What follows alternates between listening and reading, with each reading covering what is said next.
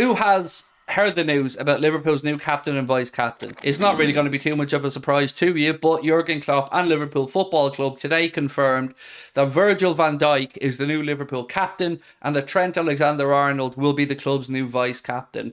And look, I don't think we can have any complaints about those selections. You know, there's many candidates that would have been fine with me anyway. I said Mohamed Salah, Alisson, Robbo, Trent, VVD, all very good, very worthy candidates. So congratulations to Virgil van Dijk on being the new Liverpool Football Club captain, and I'm sure that he will lead us with distinction as he always has done when he's represented us. So yes, happy on that one. Are we all good about it? Little bit of a surprise on Trent being vice captain, and I mean that in a good way. I think this is probably an indication from Klopp to say to him, look, you're vice captain at the minute, but you are a Liverpool Football Club captain in waiting. And it was lovely, as I mentioned at the start of the stream, to see that moment where Klopp told Trent on the pitch training in Singapore that he was going to be the new vice captain. You could see Klopp was almost excited about getting to tell him, which was lovely to see. What do I think about Trent being vice captain? Is he too young? No, I don't think he's too young. I think it's very clever. You know, it might be just me on this one, but I've seen a different Trent show up for pre-season. Trent looks, again, I don't know how to word this other than the very basic way I'm going to word it, but Trent looks like he left last season as an adolescent and has come back this season as a man. He looks like he's filled out physically. He looks like he's maturing into his role in the squad. And I think Jurgen giving him the vice captaincy is very astute, very clever. And, you know, let's Trent know, keep doing what you're doing. Keep progressing the way you're progressing. Keep working hard on the training pitch. And the likelihood is that you will be the next Liverpool captain. And, you know, for a boy that grew up, you know, a Scouser, what greater honour than to captain Liverpool Football Club. So I think it's genius by Jurgen Klopp to give Trent the vice captain's armband, and I fully expect Trent to push on now with this new role. What do you think of Virgil and Trent being captain and vice captain? Love the streams. Thank you, David. I think it's brilliant. You know, my only fear was that Van Dijk mightn't have wanted to be captain because he spoke, I've said this to you before, he spoke, I think while he was away on international duty with the Netherlands, about the impact of having that leadership, the negative impact it had on him from the point of view of, you know, he felt like it just distracted him a bit. So I wasn't sure if he would have wanted the captaincy, but no issues with him being the captain. If Virg is happy to have it, you know, perfect. And Trent as vice captain, I think is genius. He looks like he's ready for that. Yeah, he looks like he's maturing. He's growing into his body. And he looks serious, man. I'm really impressed with Trent and how he's come back for this season. Robbo should have been vice captain. I mean, it did come as a shock to me, Keith, that he wasn't one of the two. You know, I've said myself I would have had him consideration for the captaincy. Definitely Andy Robertson. Any two from Alisson, Salah, Van Dijk, Robbo, and Trent would have been fine with me. Yeah, so look, yes, I think he's in the leadership group, Robbo, isn't he? Yeah, definitely agree with you. You know, I thought it would have been Van Dijk and then Robertson, if I'm being honest with you. I thought they were the two Klopp was going to go with. Rather than us go through this tonight and maybe be critical of Klopp or be critical of the recruitment team, there's one set of people that we do need to be critical of, and that is once again our owners. Because however you dress this up, this has not been the window we were promised. And look, there's time. But I don't believe them. That's the simple truth of it. I just don't believe anything that FSG say. And is it a coincidence today that there was an update on the investment coming to Liverpool Football Club? And by update, I mean they've been kicking the can down the road yet again. The Echo have got their noses so far rammed up FSG's rear end that it almost makes me laugh at times. But they're still speaking about the search for investment. Now, call me cynical, but I see this as them basically starting the excuses already and talking about kicking the can down the road and big investment and more spending down the line.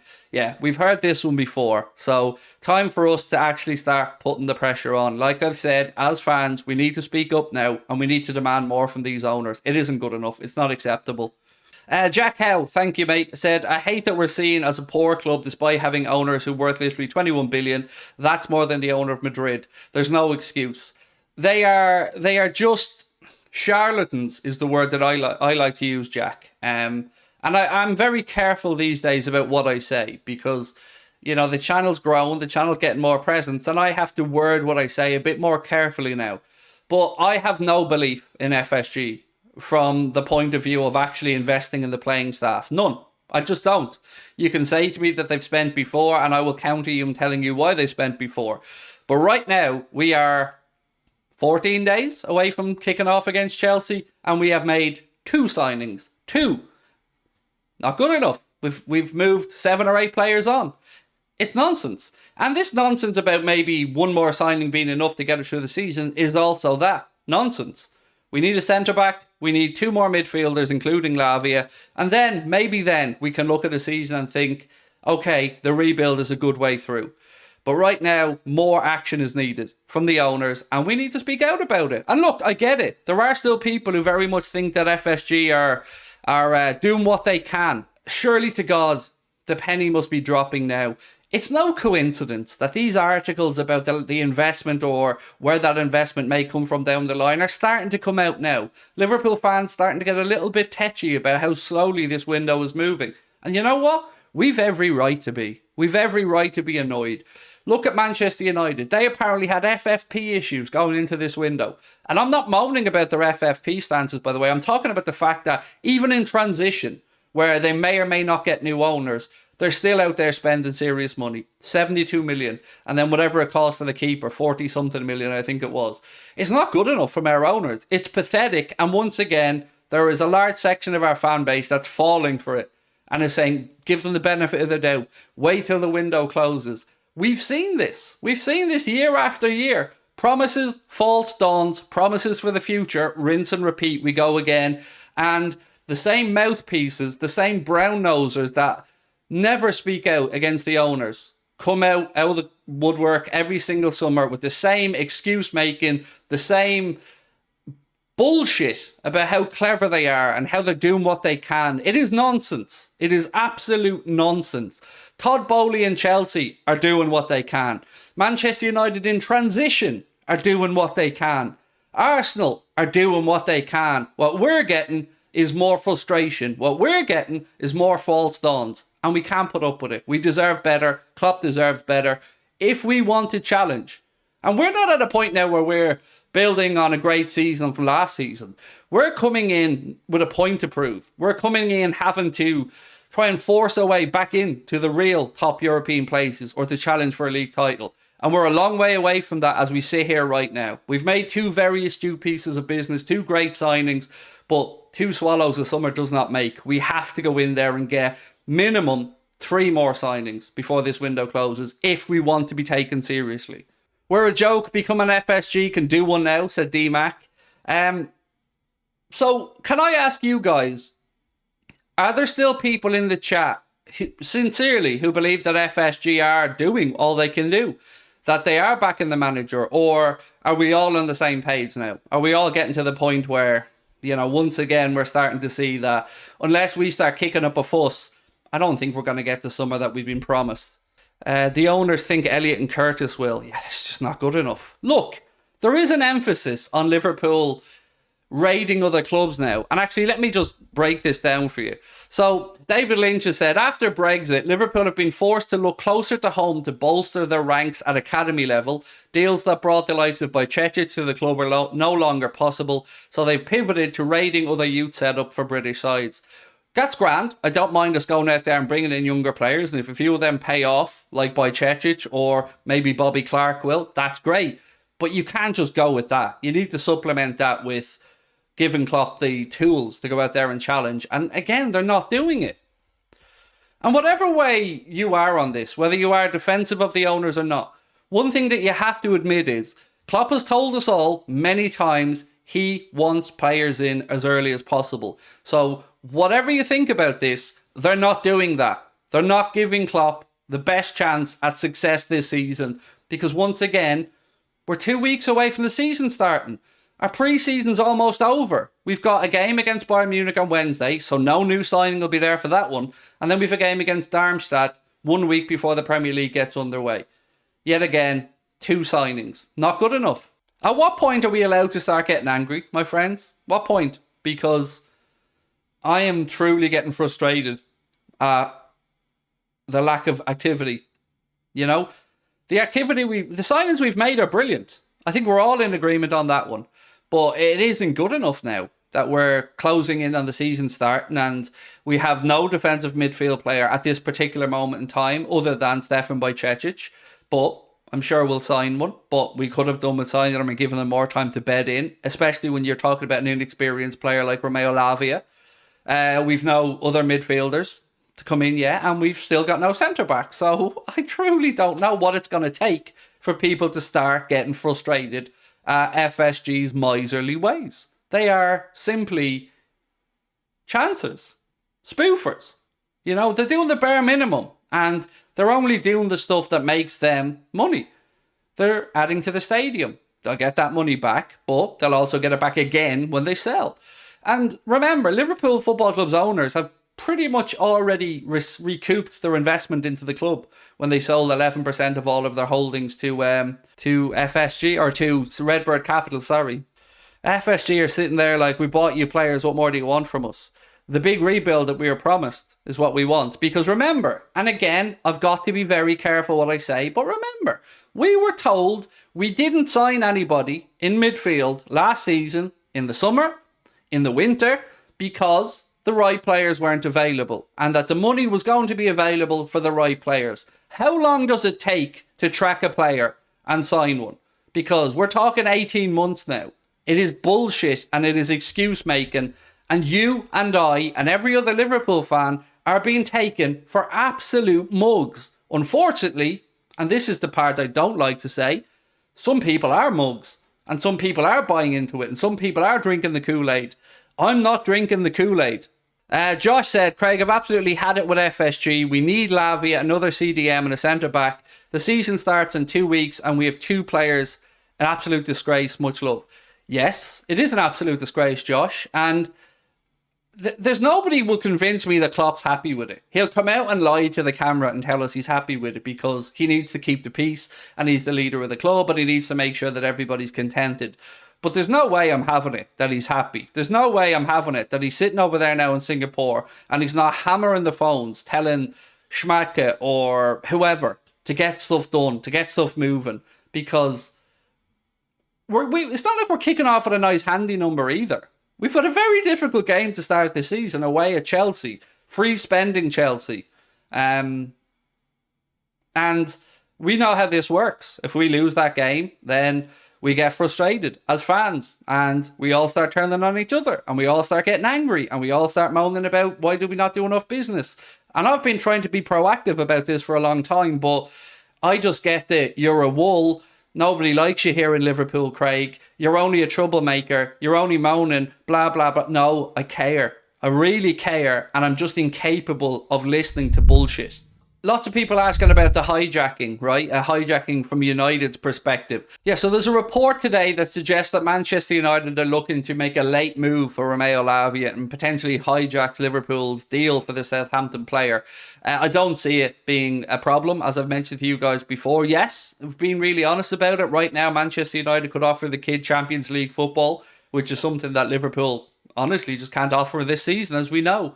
But as I've always said to you guys, Liverpool are far along with this one, and the player has been sold the pitch. The player has been, convinced of the project, and I don't see United being a big problem. Now, financially, we can't compete with Manchester United. I can't sit here and tell you otherwise.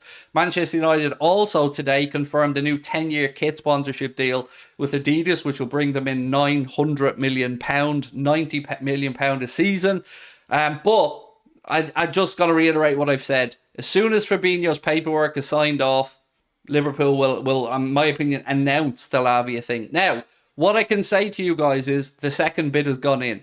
We were talking about this over the past day or two, and we were wondering when Liverpool will lodge that second bid. The journalists, particularly the English ones, have been briefed now about that second bid, so Liverpool will have put the offer in. I still, to this moment don't know the exact makeup of Liverpool's new improved offer to Southampton. I don't know if it's 40 with 5 million in add-ons or 42.5 with 2.5 million in add-ons. But either way, it's believed that the second offer is about 45 million, and that has been lodged. So I expect this to get over the line soon. But I'm as frustrated as everybody else about what's going on with the Fabinho deal. It is dragging and dragging and dragging. Fabinho is now gone from Liverpool Football Club. Just as I am sitting here reporting this, we have now got the here we go on Fabinho. He is officially no longer a Liverpool Football Club player.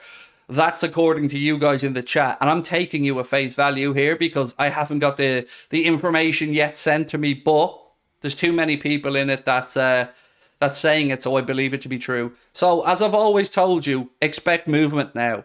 Expect the Lavia stuff to kick on. Liverpool wanted that deal signed off, making sure that they had the money in the bank and ready to go.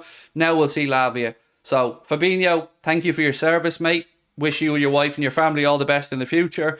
But he is no longer a Liverpool Football Club player, and we will turn our attentions to signing Roméo Lavia from Southampton very swiftly.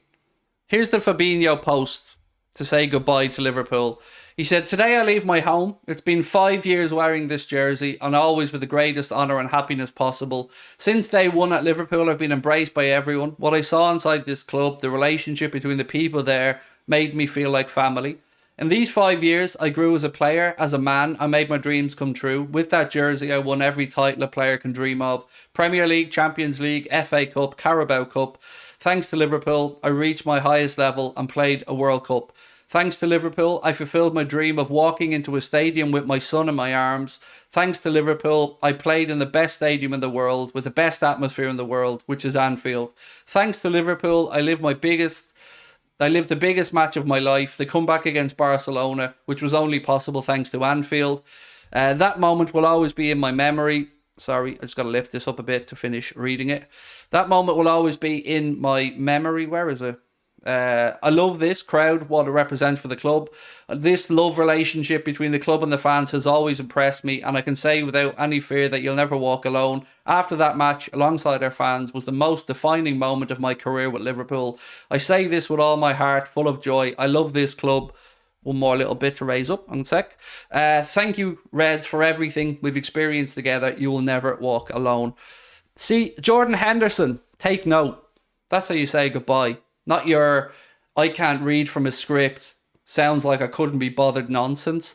That was beautiful from Fabinho. And yeah, I mean, lovely to hear. And yeah, thank you, Fabinho. And thank you to his good lady wife, Rebecca. And, you know, everything that they've done while they've been at the club. And that's how you depart a football club, my friends. Absolute class from Fabinho. So, nice one, mate. "I didn't think I'd be this sad about Fabinho," said Zach Craig. Yeah, I am as well, for a couple of reasons. One, I think Fabinho had a couple more years left in him in Europe at the highest level before he moved on. But ultimately, he made his own decision, and, you know, I guess we got to respect that. But yeah, that's how you say goodbye, my friends. And I think Jordan Henderson could learn a lesson from that, and many other footballers could, because I can only speak for me. I read that for the first time as I was reading it out to you guys, and I felt sincere. I felt it oozed sincerity. I really did. Liz said Fabinho made her eyes leak. Yeah, it was beautiful. And fair play to him. So, yes, well done, Fabinho. Jeff, Elusive Glue, thank you for your super chat. Said, "Craig, I have a weird feeling. I thought the Lavia deal was not connected to any of our players leaving, so why has this become connected?" It's connected from the point of view of, if Fabinho's deal broke down, Jeff, we don't need a DM. If Fabinho's deal broke down, then we probably have to look at another type of midfielder. So they aren't linked financially as such, but the club needed to know that before they commit that much money, which was going to be a significant amount of money, that we didn't have too many players for that position, because we aren't a club that has that much money to throw around. So to me, it makes some sense on the Fabinho stuff. And especially when the deal looked like it was in a bit of trouble. So I do have some sympathies on that one. But it's done now. And, now we need to really go into overdrive, because if we haven't got two more players over the line in the next week, I'm going to be fuming. Absolutely fuming. Sorry, I'm trying to go through some of your comments. I think I missed the super chat somewhere.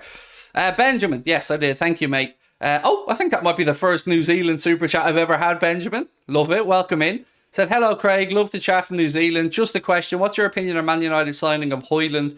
Do you think he's a great player? And how do you think he will compare to Núñez? He's a good player, yes. Fans overreact. We overreacted when we signed Darwin because you want the best, right? You want to think this kid is a superstar. I don't understand United fans being happy, and Højlund, in my opinion, is a very fine player.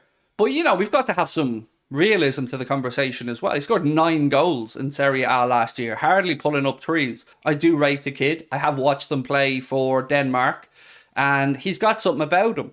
So if I was a United fan, yeah, I'd be excited about that signing, but I wouldn't be instantly trying to compare him to others. For instance, if we're being real about it, the hype in world football is a lot bigger around Darwin than it was around Højlund. And look, people will argue back against me. Of course, United fans will say that's nonsense. It isn't, though. Look at how long we were hearing Newcastle, United, Liverpool, other clubs like Real Madrid being linked with Darwin Núñez. So when we got him, I was over the moon and I was willing to be patient. People write it off last season saying 14 goals was a terrible return. It wasn't. It was similar to Suarez. It was similar to Sadio Mane. And I think we'll all agree they worked out just fine. So I think it's a good signing. I think they overpaid by about 20 million, in all honesty. But if I'm a fan, do I really care if my club overpays or not?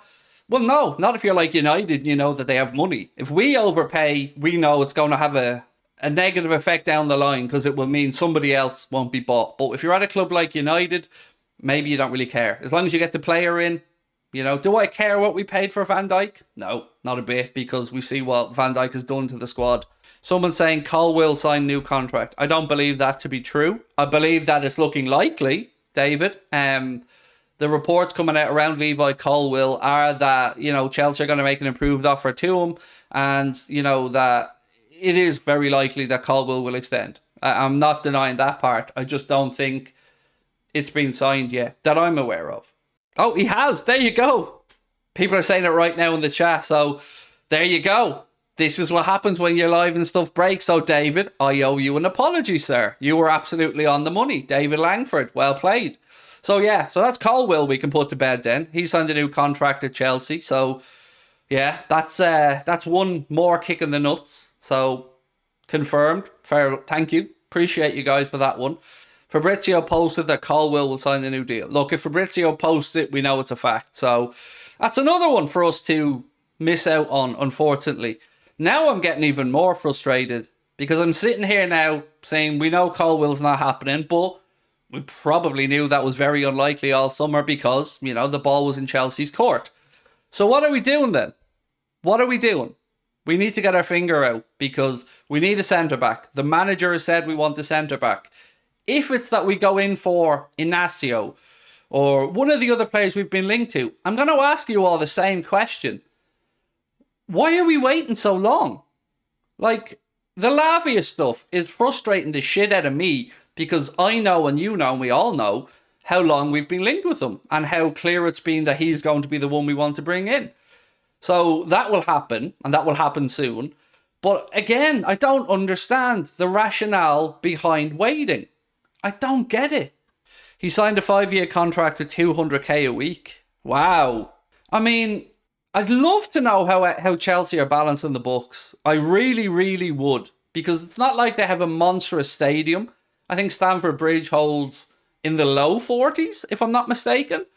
So how are they coming up with all this money? Because they're signing players to beat the band still. I remember when Pochettino got the job, the angle coming out from the media was that Pochettino's coming in knowing he won't have any money to spend. He has to work with what's there. Well, that's been nonsense. We've also seen them agree a deal for a centre-back yesterday. We've seen them agree a deal for a defensive midfield player with Ron, I believe, as well. So where are they getting their money from? And how is it that every other club is seemingly able to spend, but we haven't got a pot to pee in?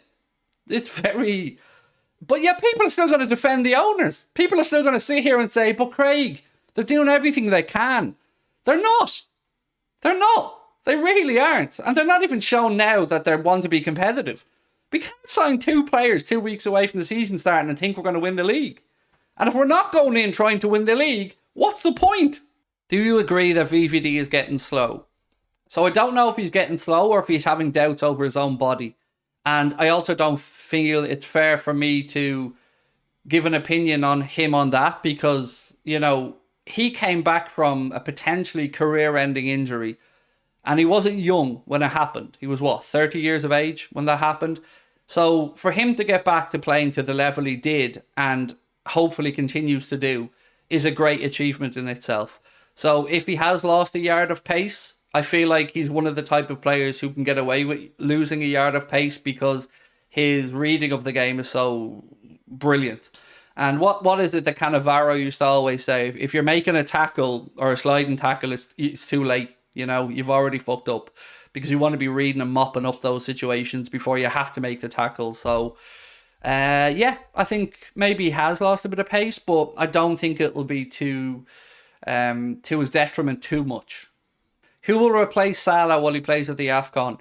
When we signed Szoboszlai, I remember reading a piece that said that Liverpool are looking at Szoboszlai as not only a number 10 at the club, but also as somebody who can fill in for Mohamed Salah on the right-hand side. So, you know, Doak could absolutely come into play as the season goes on.